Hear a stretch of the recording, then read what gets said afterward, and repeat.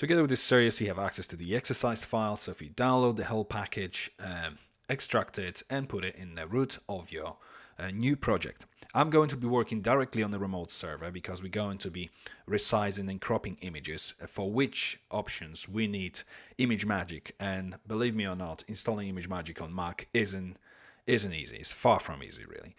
So I've decided to create a whole project on the remote server directly, and this is what I'm suggesting for everyone. If you obviously creating this project, try to get some remote hosting which has ImageMagick installed on it, and PHP version preferably 5.3 or higher. Okay, so here is our index.php file. So if we open this file, as you can see, we have the basic structure of the page already in place. So what we're going to do is we're going to create a template out of this code.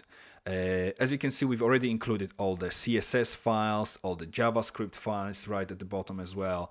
Now, I need to tell you what we're going to be using as well. So if you open our JS folder, we have our custom-made file called core.js. Then we have jQuery library.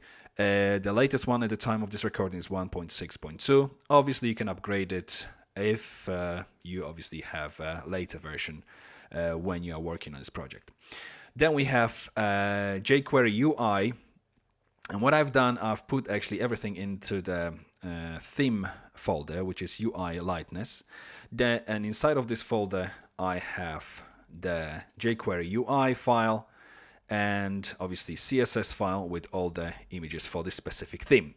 And all these are obviously included on our page already. So if you happen to have a later version of jQuery, you can obviously amend the name of the file here. A later version of jQuery UI, again, amend all the names of the files to match the relevant versions. The same about the style sheet for UI, which is up here. I've separated the core CSS file from the tagging CSS file, so that if you obviously want to have different page structure, you can amend it within the core.js. For tagging, all elements which are created, defined in style sheet for the tagging section are inside of the tagging.css file, so that it doesn't really create any problems. Okay, so inside of the root of our site, let's create a new folder and call it template. Inside of the template folder, we're going to create 3 new files. First one will be header.php. Second one will be footer.php. And third one will be navigation.php.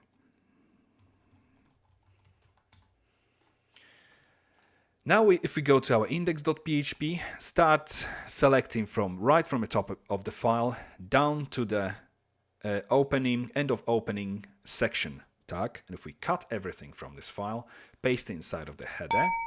Another thing we're going to do inside of the header, we're going to put require once function, and the file we will require will be called navigation.php, which is the file in the same folder.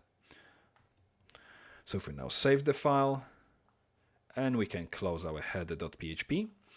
Now the rest of the code, if we cut from index.php and paste it inside of the footer.php, again, once we've done it, we can save the file and close it. Navigation, inside of the navigation, we start with a nav tag. We're obviously using HTML version 5 here, as you can see, by the use of the tags. Then we have UL, ID, navigation, and inside of the navigation we'll have 2 links within li tags, a href.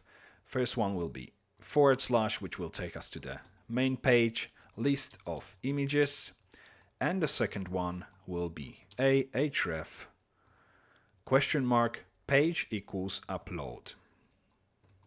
And it's going to be upload new image. We can now save this file as well and close it.